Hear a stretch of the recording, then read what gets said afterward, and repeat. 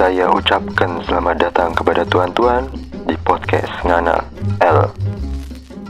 Sebenarnya di awal kenapa aku kepikiran untuk belajar hal seperti ini itu memang sekitar tahun 2010, 2011 yang aku bilang tadi.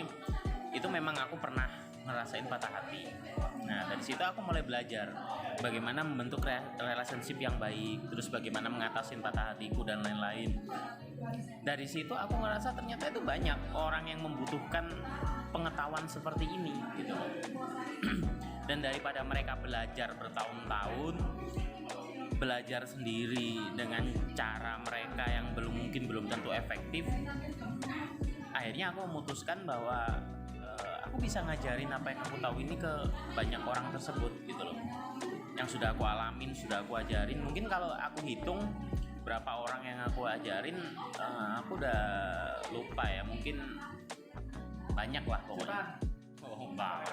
Kirain jutaan. Puluhan, mungkin ratusan lah kali. Udah banyak sepertinya. Cuman dulu waktu aku lagi istilahnya gencar-gencarnya untuk mengajarkan metode-metode ini, itu memang aku nggak monetize gitu loh. Aku sekedar melakukan itu seperti hobi.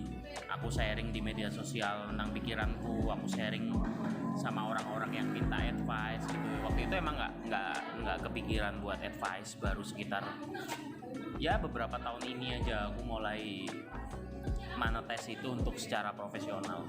Kenapa mas? Kok tiba-tiba dimonetize? Pandemi ya? Enggak, ini udah beberapa tahun lalu, jauh sebelum pandemi. Jadi awalnya aku monetize itu gara-gara ada salah satu klienku juga yang udah nikah gitu. Dia bilang sama aku gini, kalau seterusnya kamu gratisin hal yang seperti ini, itu selamanya itu nggak akan jadi sesuatu yang berharga, karena orang nggak akan menghargai itu. Soalnya gratis, semua orang bisa mendapatkan, semua orang bisa mengakseskan. Dan semakin lama kamu membantu orang, itu sebenarnya itu adalah harga yang harus mereka bayar sebenarnya, jika mereka ingin berkembang lebih baik lagi gitu loh. Jika mereka ingin menghargai ilmu itu lebih baik gitu. Jadi saranku kamu udah cukup untuk ngasih gratis, sekarang kamu harus nge-monetize itu gitu loh. Bahkan dia sempat nawarin aku buat pindah ke Bandung waktu itu. Dia nyuruh aku ngasih pelatihan ke teman-teman di perusahaan dia masalah kayak gini gitu. Cuman karena aku harus kerja di Malang waktu itu dan aku nggak bisa ninggal kerjaan, ya udah terpaksa aku tolak. Aku nggak bisa, karena itu kan job untuk job untuk waktu yang singkat kan, mungkin 1-2 bulan, sedangkan kerjaanku kan untuk jangka waktu yang lebih lama dan aku nggak mungkin izin selama itu untuk ngambil itu. Jadi waktu itu harus aku tolak gitu. Untuk melatih klien-kliennya kamu ya, klien sampean, ada batasan atau seperti apa mas? Batasan umur atau apa? Kalau batasan umur nggak ada. Misalnya aku nggak mau ngelatih orang yang seperti ini misalnya, atau yang ada standarnya gitu loh. Oh, Gimana kalau sampean? sebenarnya nggak ada batasan untuk orang yang aku latih itu harus kayak gimana. Cuman biasanya di awal tuh aku selalu bilang bahwa apapun yang aku ajarin, nanti ketika kamu melakukan itu, jika kamu pakai itu untuk hal yang tidak baik, itu sebenarnya tanggung jawab kamu, udah bukan tanggung jawab aku. Sama kayak ada orang melatih bela diri nih, masalah nanti bela dirinya dia pakai untuk ngerampok, untuk begal, itu bukan tanggung jawab gurunya dong, itu tanggung jawab pribadinya dia gitu loh. Karena sejatinya bela diri kan diajarkan memang untuk melindungi diri gitu. Aku selalu bilang kayak gitu sama tiap klienku. Jadi untuk batasan orang yang mau aku latih dan tidak, sebenarnya nggak ada. Cowok, cewek mas? Sekarang lagi ngelatih cowok, cewek? Untuk sekarang kebanyakan cowok sih. Dari dulu kebanyakan cowok, tapi ada cewek beberapa. Cuman mereka tidak secara profesional ya, karena mereka lebih seperti kayak minta advice doang gitu. Karena mereka kenal aku dan mereka minta advice doang. Jadi aku cuman sekedar ya membantu aja. Kebanyakan yang minta dilatih secara profesional itu cowok, entah itu mendapatkan atau maintenance hubungan. Mereka benar-benar ingin diprogram bagaimana dalam rentang waktu sekian bulan mereka bisa berubah atau memperbaiki hubungan yang mungkin sudah agak-agak rusak tersebut. Kebanyakan seperti itu, cowok kebanyakan. Yang dijanjikan dari program ini apa? Jadi klien ikut join ke sampean, yang sampean janjikan apa? Sebenarnya gini, yang aku janjikan dalam berbagai kasus itu macam-macam. Jadi gini, misal nih, ada kasus di mana seseorang itu ingin mendapatkan cewek impiannya, cewek yang dia inginkan, mungkin dengan kriteria A, B, C, D gitu. Aku nggak menjanjikan, oh iya kamu pasti dapat cewek A, B, C, D gitu. Yang aku janjikan adalah kamu pasti jadi orang yang lebih baik, yang pasti bisa mendapatkan cewek yang setara dengan kualitas kamu gitu loh. Kalau kamu beruntung mungkin bisa jauh di atasnya sesuai dengan apa yang kamu inginkan. Tapi jika tidak, setidaknya kamu akan menjadi seorang yang lebih baik. Dan kalau cuma sekedar ingin dikejar sama seorang cewek itu pasti. Nah,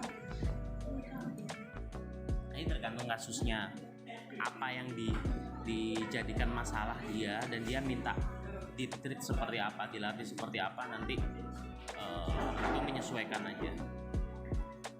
Sulit atau gimana mas? Itu tadi kasusnya kan macam-macam. Jadi ada kasus di mana orang yang patah hati nggak bisa move on, itu kadang juga susah. Kita harus nge-treatnya macam-macam dan itu pun nggak berhasil gitu loh. Tapi biasanya nggak berhasil itu penyebab utamanya gara-gara dianya sendiri dalam diri nggak mau gitu loh. Ibarat orang nggak mau nih, ibarat gini deh, kamu dikursuskan di kursus tempat bahasa Inggris paling mahal, paling bagus gitu ya, tapi kamu nggak suka bahasa Inggris dan kamu nggak pengen bisa bahasa Inggris, ya kamu nggak akan bisa. Kamu akan kalah sama orang yang nggak kursus bahasa Inggris tapi dia pingin bisa bahasa Inggris, akhirnya dia belajar sendiri. Nah, jadi kebanyakan kasus gagal mereka nggak berhasil itu gara-gara kurang kemauan dari diri mereka sendiri, itu aja sih. Capek nggak sih mas? Hampir tiap hari dengerin keluhan orang, komplain. Capek sih, karena pasti capek, semua kerjaan tuh capek. Apalagi kan bayangin kita sendiri juga udah punya masalah sih, namanya orang hidup. Terus ketika kita kerja, kita harus mikirin masalah dan ngasih solusi ke orang lain, dan harus selalu nemenin dia, ngasih energi positif ke dia biar dia cheer up juga. Itu susah sih. Itu kenapa lumayan mahal. Berapa? Macam-macam sih, yang ringan untuk istilahnya untuk masalah-masalah yang ringan yang nggak terlalu butuh banyak effort. Seperti Itu ya contohnya kayak lagi deketin ini, kasih solusi dong gimana caranya biar aku bisa akrab sama dia.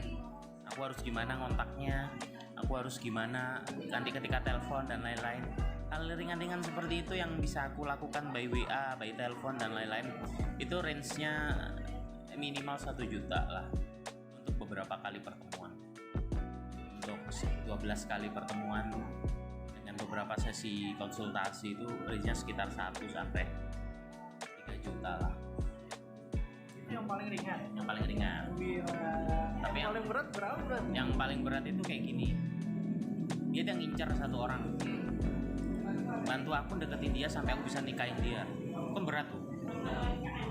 Dan yang diminta itu bukan yang abal-abal gitu ya, cewek yang memang tinggi banget, tinggi kelasnya dan memang agak susah untuk dideketin gitu kan. Nah itu kan kita harus benar-benar maintenance dari awal, gimana pendekatannya, datingnya gimana, terus nanti kalau udah jalan maintenance sampai mau diajak nikah gimana. Itu biasanya range-nya bisa sampai 10 juta lebih lah. Tapi itu cuma dibayar ketika itu berhasil. Kalau nggak berhasil, cuma dibayar beberapa juta itu untuk biaya konsultasinya dan lain-lain aja. Tapi kalau sampai tembus sampai nikah, sampai berhasil, baru tuh. Wow. Itu berapa mas yang nolong? Yang sampai tolong? Yang secara profesional bener-bener bayar sampai nikah itu